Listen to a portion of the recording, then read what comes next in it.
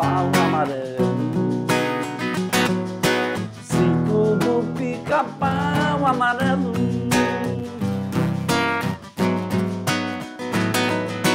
Ah, é tão legal, você é diferente que parece igual. Ah, é tão legal, hoje em nossa aula tem Anitta Segal, Anitta Malfatti e Laza Segal, Monteiro Lobato, Anitta Malfatti e Laza Segal. É tão legal. Arte é tão legal.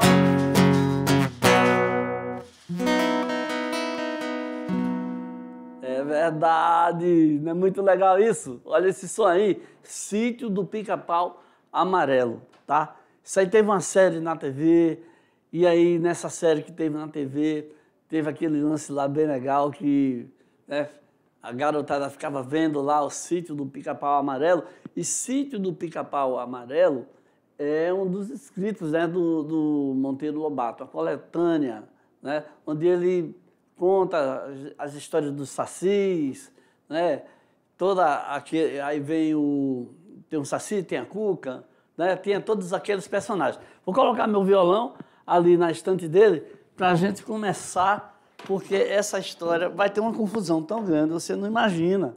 É inacreditável o que vai acontecer aqui agora, um negócio que eu vou contar aqui para vocês, tá?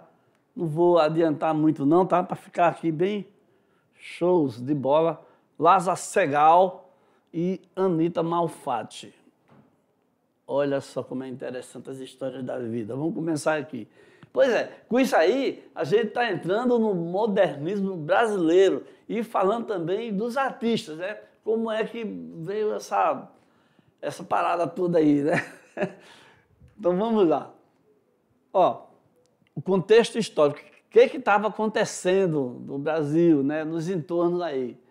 Né? Como é que veio a chegar para nós essa ideia, né?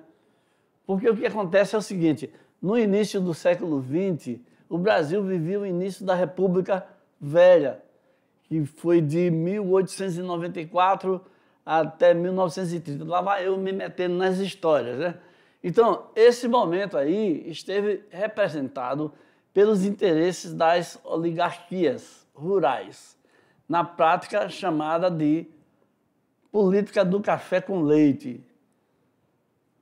Pois é, deixa eu comentar aqui, porque isso aí é muito barato, tá? O que aconteceu? O que acontece é que quem mandava no Brasil eram os poderosíssimos, né? Os produtores de café e os produtores de leite, né? Aí vem todos os derivados aí, né? Mas esse povo aí colocaram representantes que passaram a dominar a política no Brasil. Então, ora era um grupo que dominava, ora era o outro que ocupava todos os cargos, mas era isso que acontecia de fato. E através disso aí, através dessa manobra toda aí, o que acontece é que os interesses eram favorecidos, né?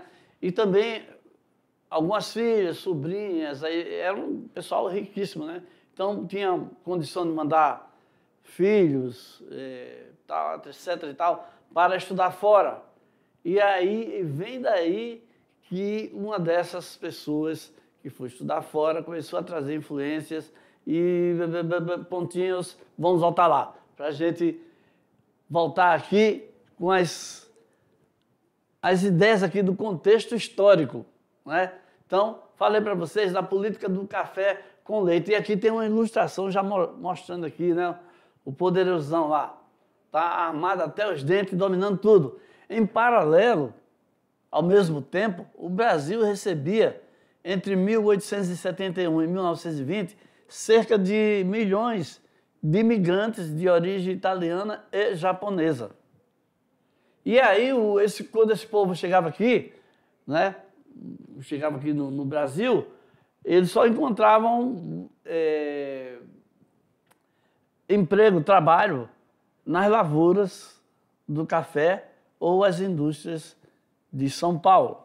Então, eles vinham muito assim para trabalhar, vinham totalmente desprovidos aí, né? Então, aí começavam a trazer os costumes, as culturas, porque realmente era muita gente. Né? Então, nesse pano de fundo aí é que vai acontecer esse movimento, o modernismo brasileiro. Então, a burguesia brasileira, né, a sociedade, o pessoal que tinha dinheiro, né, o pessoal a comunidade mais rica, né, que tinha mais condições, encontrava-se envolta nas tradições culturais francesas. Por quê? Porque veio aquela comitiva, findou a academia, e aí quando aconteceu isso aí, eles começaram a incutir na cabeça dos brasileiros que o que era legal, o que era chique bem, era tudo que vinha da França, porque a França estava dominando o mundo com a sua Belle Époque. Não sei nem falar em francês. Aí tudo que era francês era bom e refinado. Não sei porquê, mas aqui no Brasil, né, eu acho que existem outras correntes também, mas tem muito essa coisa assim de que o que é bom é o que é de fora. Então o pessoal baixa a cabeça, respeita demais, mas aí entra esse pessoal aí que começa a reagir. Vamos ver aí.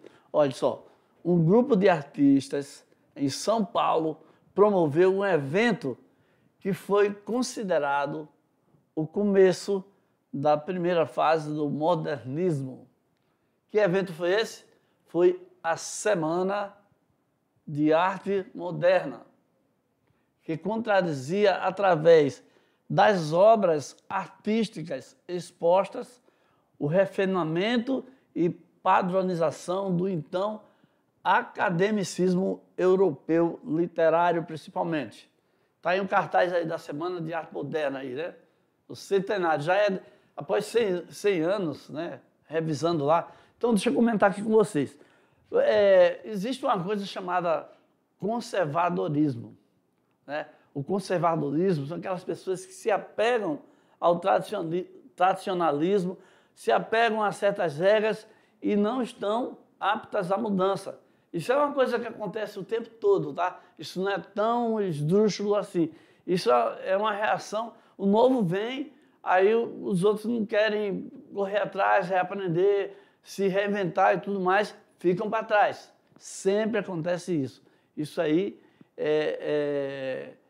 sine qua non. Essa é uma coisa já status quo, já é uma coisa estabelecida, tá? Por isso que quando vem esse pessoal trazendo essas novidades aí, aqueles que já estavam acostumados, profundamente enraizados pelos conceitos do academicismo francês, né? E toda a dominação da cultura francesa sobre o mundo, né? Que aceitando que só o que era legal, só o que era belo, só o que era chique, bem, era o que vinha de lá. Então, essas pessoas aí deu confusão. Deu confusão e nós vamos adiantar aqui para a gente ver. Vamos ver. Porque os mais conservadores começaram a reagir. Nós vemos aqui nessa ilustração o Oswald de Andrade com sua cabeleira invocada, né? Estamos vendo também, acho que é Anitta, Tarsila do Amaral está aqui, né? A Anitta está por aqui também. Está todo mundo embolado aqui, tá? E aí nós vamos ver, nós vamos conhecer cada uma dessas pessoas, ver o seu papel importante, tá bom? Vamos começar por Lázaro Segall. O Lázaro Segall é um cara legal, é alto astral, a arte é tão legal. O Lázaro Segall era um cara que chegou no Brasil, ele não era brasileiro, tá? Mas ele chegou no Brasil e foi super bem recebido, foi super bem aceito. Vamos ver aqui, ó, de origem judaica, inicia estudos de arte em 1905, na academia, olha aí, academia de desenho do mestre Antokolsky, em Vilna, na Lituânia. Então, ele é lituano. Mas o cara é muito gente fina, tá bom? Entendeu? Muito gente boa. Um dia desses tomou café lá em... Deus me livre, já morreu. Então, o seu primeiro contato com o Brasil ocorre em 1913, né? Ó, depois que ele saiu da academia, aí, uns 8 anos depois, né, veio no Brasil. Aí ele vem e expõe em São Paulo e em Campinas. E depois retorna a Dresden. Dresden fica na Alemanha, tá? No mesmo ano ele sai do Brasil e volta lá na Alemanha, onde tem outra academia lá que estava com outras ideias. O que acontece? Segal, cara legal, nunca faz mal. Ele chegou aqui e ele trouxe as ideias, né? Que tava, mas ninguém achou estranho a arte dele. Entendeu como é que é? Pessoal, cara, de fora, não sei o que lá e tal. O pessoal engoliu na boa, engoliu na boa.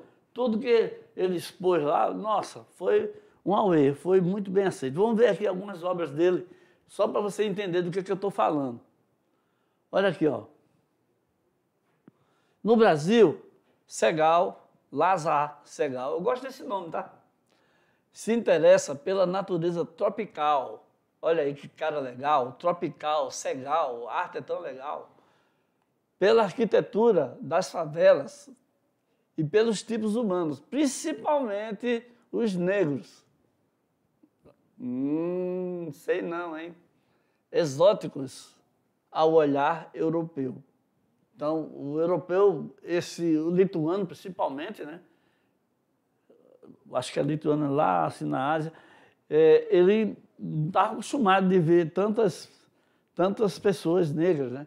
Então, mas ele achou bonito, ele achou diferentão, então ele começou a pintar as pessoas assim, né? Fazer retratos de negros. Sei não, hein? Tchan, tchan. Então, estamos vendo aqui, ó, já o menino com lagartixa. Pouca gente sabe falar esse nome, hein? Lagartixa, larga ela. Então, está aqui o menino com a lagartixa na mão, né? No meio aí de uma plantação aí bem densa, né? Segal começou a mostrar aí de um jeito diferente. Mas ninguém reclamou desse jeito como ele fez, desenhou o menino, né? Ninguém reclamou das cores, ninguém reclamou de nada disso. Olha aqui outra coisa aqui, ó. Olha aqui, o homem com violino, né? Em 1909, Segal fez isso aí. Segal é um cara legal, natureza tropical, nem a pau, Juvenal. O repertório de temas de Segal privilegia os assuntos extraídos da cultura judaica e seus personagens são expressões de um sentimento de compaixão pelo ser humano existencialmente marginalizado. Pois é, os escravos, eles eram marginalizados. E aí Segal ficou com maior dó, maior assim, sentimento de compaixão por estes seres humanos que estavam marginalizados, tratados como bichos, tratados de maneira muito cruel pelos portugueses. No Brasil, Segal se interessa pela natureza tropical, pela arquitetura das favelas. Olha isso aqui, ó. Pela estética das favelas, pelo formato das favelas, né? E pelos tipos humanos, principalmente os negros, exóticos ao olhar europeu e tal. As tonalidades sóbrias do período alemão, então ele estava estudando lá em Dresden, então quando ele vem de lá, ele traz umas tonalidades mais sóbrias, né, mais escurecidas. Então, ele vai colocar a luminosidade encontrada aqui no Brasil. Somam-se as cores mais iluminadas, ok? Olha aqui, ó, o bananal aqui. né? O quadro aqui do Segal, aqui de 1927. Já foi depois da confusão lá, da semana de 1922. Mas aqui o Segal, se você for olhar para esse quadro, comparar com os outros, foram anteriores, mesma coisa, tá? Que o pessoal, os conservadores começaram a condenar veementemente. Foi uma confusão doida, você já vai ver aí. Olha aí. Olha aqui, estilos angulosos, né? Geometrizados. Isso aí é uma influência, né? do cubismo, né? São coisas diferentes, gente. Isso aí os academicistas não admitiam nem a pau o Juvenal. Lázaro Segal, vá para o Bananal, o Escambau, entendeu como é que é? Era isso. Tô aqui, olha aqui, ó. E o que ele fez dessas pessoas, né? Ele transfigurou totalmente. E eu estou achando isso legal. Só que o pessoal não achou legal, não.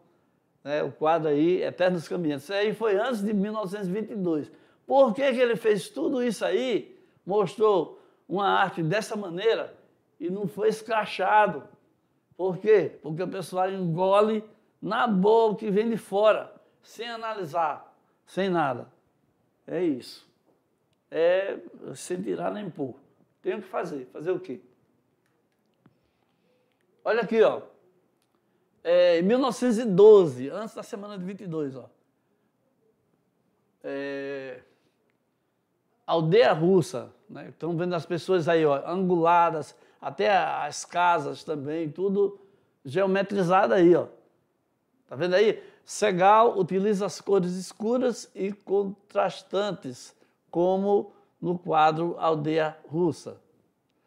A tela Aldeia Russa inaugura, na pintura de Segal, o movimento de geometrização das composições. Eu não falei? Eu falei. Nesse negócio de geometrização, eu falei. Então, visível nas gravuras de Vilna e eu, em 1910. Né? Então, ele fez algumas gravuras, né? Lá da sua cidade natal, né? Vilna, onde ele... E esse daí, já de 1910, ele já estava com essa tendência aí geometrizada. Então, ele registra suas impressões da terra natal, Vilna, na Lituânia. Os primeiros planos na pintura, antes em evidência, passam a se relacionar com um segundo plano anguloso. Nesta tela, a moldura que envolve os personagens em destaque é o correr das casas baixas da aldeia, organizadas em triângulos e prismas espelhados, pontuados pelos pequenos recortes da porta e da janela. Gente, isso aqui é a leitura da imagem. Está vendo aí? Escrevendo. Né? Se liga aí, mané. Se liga aí, né? Não falei? Falei. Vamos lá, vamos seguir. Olha aqui, ó. Morro Vermelho, do Lázaro Segal. É outra amostragem de que ele chegou aqui sem ter, assim, sem vir com uma pintura dos moldes academicistas, né? Então, vamos ver aqui, ó. Uma de suas obras mais complexas foi Morro Vermelho, retratando duas figuras oprimidas, mãe e filho negros e pobres. Nossa, então isso aí está colocado aí como realmente dificuldade muito grande na vida dessas pessoas. Representam a Virgem e o menino. Por sua vez, olha aqui, ó. O que é representar? Representar é mostrar, apresentar novamente de uma outra perspectiva, né? De uma outra leitura. Então, é mais uma mãe com seu filho ali, né? Assim como tem a Virgem Maria com Jesus no colo, na escultura Pietà, do Michelangelo, certo? e outras, e outras, e outras, e outras. Isso aqui é mais uma representação dessa situação aí.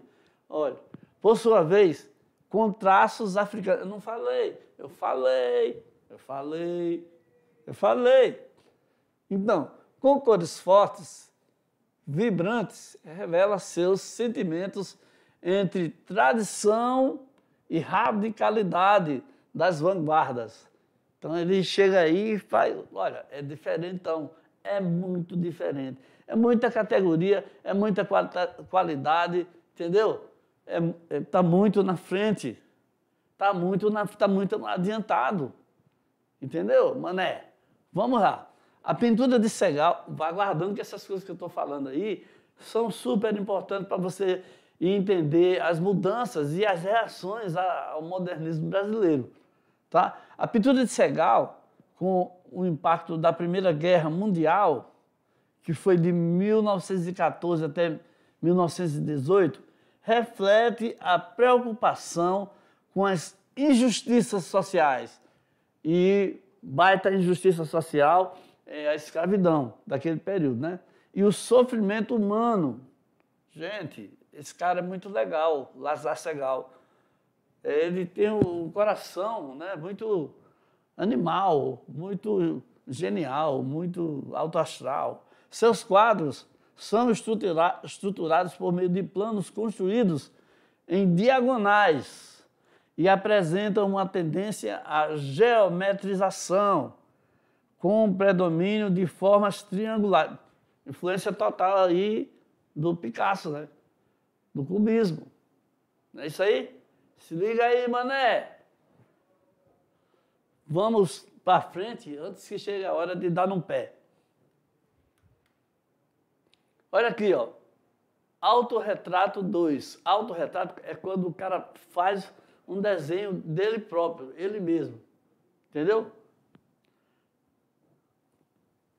Então, olha aqui, isso aqui é ele mesmo. Você viu a foto dele lá antes, né, gente? Então, aqui ele fez o retrato dele. Olha como ele fez. Olha a testa, olha os olhos, olha o nariz, né? Então, revela o alinhamento de Segal com o expressionismo, movimento no qual engajou-se durante seus anos em Dresden, na Alemanha. Pois é, eu falei que Dresden era na Alemanha, não falei? Falei. E quando ele estava lá, ele se influenciou pelo expressionismo. Então, ele fez esse quadro aí baseado nas ideias expressionistas. Porque ele frequentou a Academia de Belas Artes lá em Dresden, lá na Alemanha. Nós sabemos que a Alemanha tem uma cultura, né, bem avançada, né? Os autorretratos testemunham que personagem era Lázaro Segal, em cada momento como pessoa e como artista, revelando ao longo do tempo transformações em seu rosto. Né? Ele vai envelhecendo, aí vai mostrando aí, né? Gente, eu gosto de arte, gosto de leituras diferentes, acho interessante, acho muita inteligência o cara conseguir captar essa maneira aí e colocar no quadro aí, porque, afinal de contas, ele está mostrando ele mesmo, né? Mas se utilizando dos movimentos artísticos. Tá bom? Então, a gente termina aqui com o Segal, né? Segal é um cara legal, alto astral, né? Movimento tropical, nunca foi do mal, sempre foi do bem, né? Eu falei, não falei? Agora nós vamos para outra pessoa, uma pessoa maravilhosa, tá? Só o nome dela eu já fico, assim, muito feliz. Porque o nome dela é Anitta, né? Aí você lembra logo daquelas músicas da Anitta, nossa cantora, nossa artista, né? Que apareceu e causou bastante, né? Anitta Catarina Malfatti, esse nome aqui, as pessoas têm uma dificuldade, né? Eu tive que treinar muito, né? Malfatti. Anitta Malfatti foi uma pintora, desenhista, gravadora, ilustradora e professora ítalo-brasileira. Gente, ela era uma artista, né? tinha assim a alma de artista, porque, olha, ela não só pintava, como desenhava, como gravava, fazia aquelas talhas, né? E incrustar nas superfícies, né? Ilustradora, fazia desenho para livros, né? E ainda era professora e vamos dizer assim, você sabe, né, que vieram para o Brasil italianos, né, japoneses e tudo mais, e ela tem uma ascendência italiana. Então, só esse sobrenome aqui já diz isso aí, né? Então, ela era portadora de uma deficiência motora. Olha aí.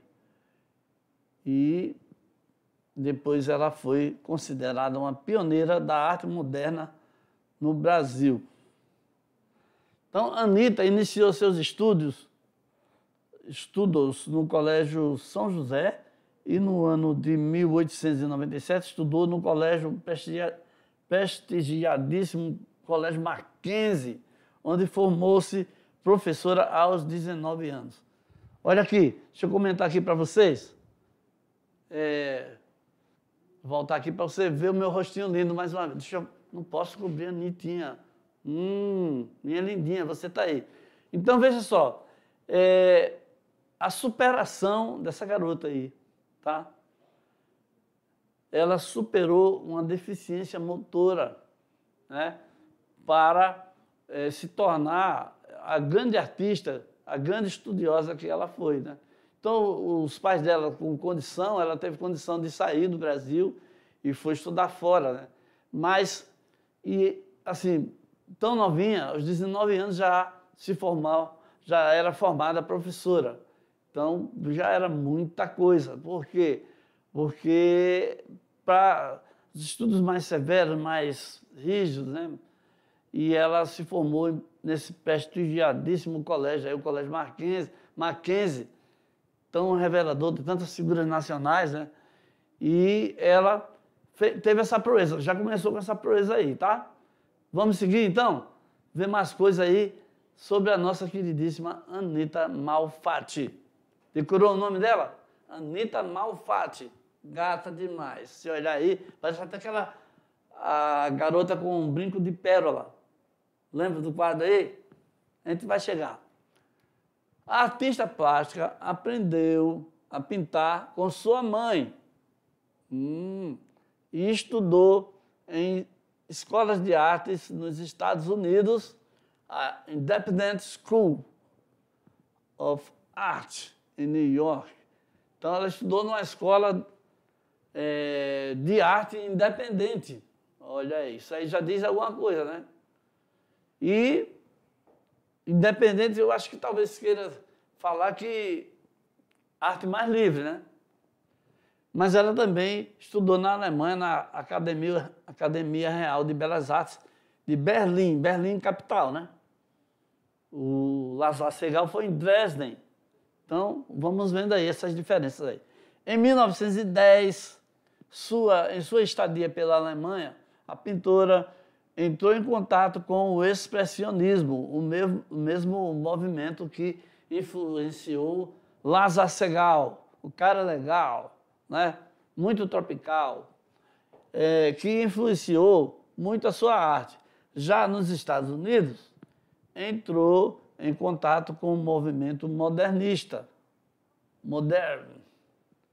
modernismo.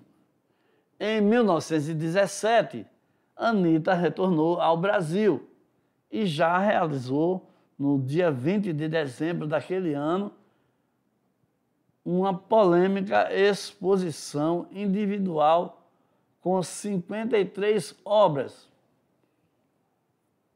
Então, quando ela mostrou o que ela fez, a bagagem dela, o que ela aprendeu, os trabalhos que ela vinha fazendo, né? 53 obras é muita coisa, hein? Então, mas quando ela mostrou aí, deu o que falar. Deu o que falar. Os conservadores começaram a ter aquele burburinho, né? Vamos ver aqui uma curiosidade. Olha só. Vamos lá. Aqui chegou a confusão. Chocado com a exposição de Anita Malfatti, o escritor dispara. Quem? Que escritor? Monteiro Lobato. Então, ele diz o seguinte: talento fora do comum, porém, a serviço de uma nova espécie de caricatura. Rapaz, esse escritor aí, altamente prestigiado, altamente estabelecido, altamente conceituado, e a obra dele é maravilhosa. Né? O Sítio de Pica-Pau Amarelo é um exemplo incrível. Mas ele, altamente conservador, ele desceu a lenha com força e com vontade em cima da pobrezinha, da Anita Malfatti. Até eu fiquei assim. Digo, que é isso? Não faça isso com essa menina, não.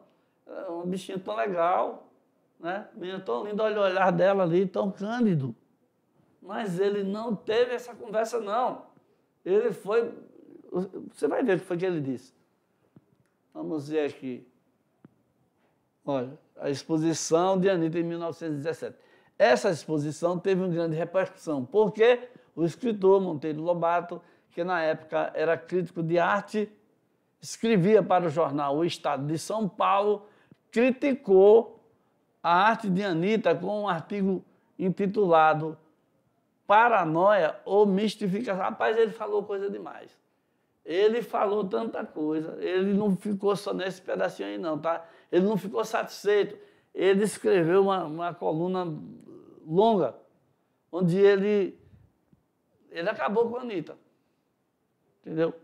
Ele acabou com a Anita. Ele acabou com o trabalho de Anita. Deixa eu comentar aqui para vocês. Ele foi de um jeito tão duro, parecia que ele estava falando com um inimigo. Você viu como a Anita, uma pessoa tão assim, tão cândida, né? E ele foi duro demais, ele falou muita coisa, mas tudo por conta do seu conservadorismo. Ele era uma pessoa que era acostumado a escrever no jornal, sua coluna lá, ele tinha um espaço onde ele dava suas opiniões, e nesse espaço aí ele usou para dar essa opinião terrível sobre a exposição da Anita, onde ele falou assim: será uma paranoia, uma coisa de doido, ou será uma mistificação? Ela está viajando na maionese. E debaixo disso aí ele disse muita coisa. Tanta coisa que o escritor Oswald de Andrade defendeu ela num outro jornal onde ele também escrevia. Vamos voltar lá para a gente ver esses detalhes. Oswald de Andrade, que era namorado, esposo, alguma coisa lá da Tarsila do Amaral, né? Conhecia bastante a Anita, porque a Anita era muito amiga da Tarsila. Aí ela disse: peraí, para com isso aí, você não está vendo, você é um conservador. Vamos ver mais detalhes sobre esse negócio de paranoia ou mistificação. Rapaz, olha só. Monteiro Lobato fez duras críticas em dezembro de 1917, após visitar a exposição de pintura moderna, organizada e protagonizada por Anita Malfatti, em São Paulo. Acho que ela só fez chorar. Ficou chorando. Eu quase que ia lá dar um lenço para ela. O autor soltou os cachorros em sua coluna no jornal O Estado de São Paulo para falar sobre a arte anormal que a artista estava trazendo para o Brasil. Você imagina o que é uma pessoa com um poder desse nas mãos, né? Os modernistas, para ele, nada mais servem do que desnortear, aparvalhar o espectador. Rapaz, é corajoso, ó. Se Malfatti fosse apenas uma moça que pinta, sem grandes talentos, não seria merecedora da alta homenagem que é tornar a sério o seu talento, dando a respeito de sua arte uma opinião sincera. Vai te lascar, rapaz. Não dá para aguentar um negócio desse? Não dá, não. Como é que pode um negócio desse? Ele ainda queria dizer, sabe o que ele quer dizer com isso aí? Ele quer dizer o seguinte, que ela devia estar agradecida por ele, né, falar dessa maneira. Ele podia criticar, mas não podia fazer uma coisa assim tão agressiva, não é? Ele dizendo assim que se ela fosse uma artista qualquer, ele nem ia falar nada, mas como ela tinha algum talento, então ela estava merecendo que ele falasse daquele jeito do trabalho dela. Homem, rapaz, sei não, hein? Vamos voltar lá.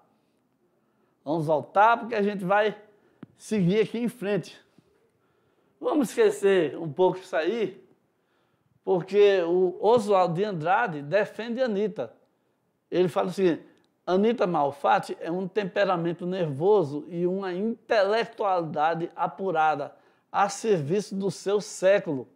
A ilusão que ela constrói é particularmente comovida, é individual, é forte e carrega consigo as próprias virtudes e os próprios defeitos da artista.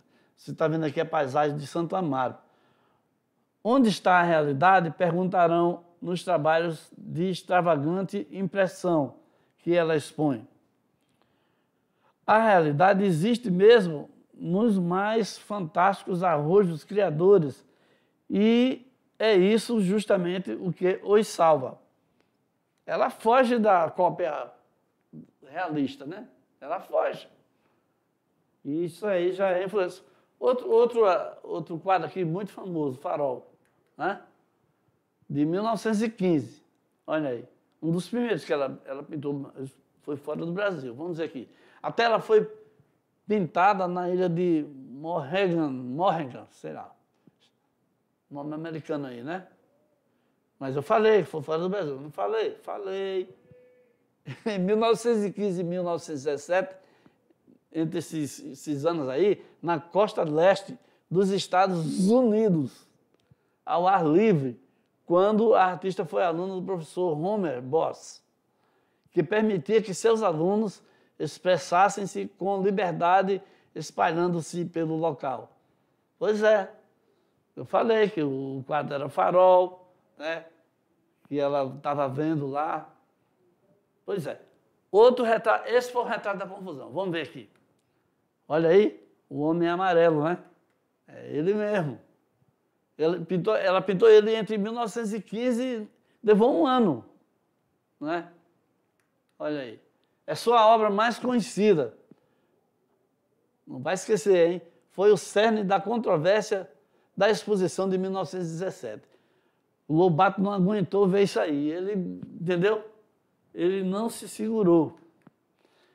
Mas ela falou o seguinte, falando sobre o quadro, ela disse que esse homem aí era um homem pobre, excluído e desconhecido, um imigrante italiano, que ele pediu para pousar para ela, com uma expressão desesperada, segundo a Anitta, né? Viu aí? O quadro é lindo, é muito chique, bem. Só ele que não viu isso, porque ele estava ligado no academicismo. Né? Curiosidade, vamos ver aqui.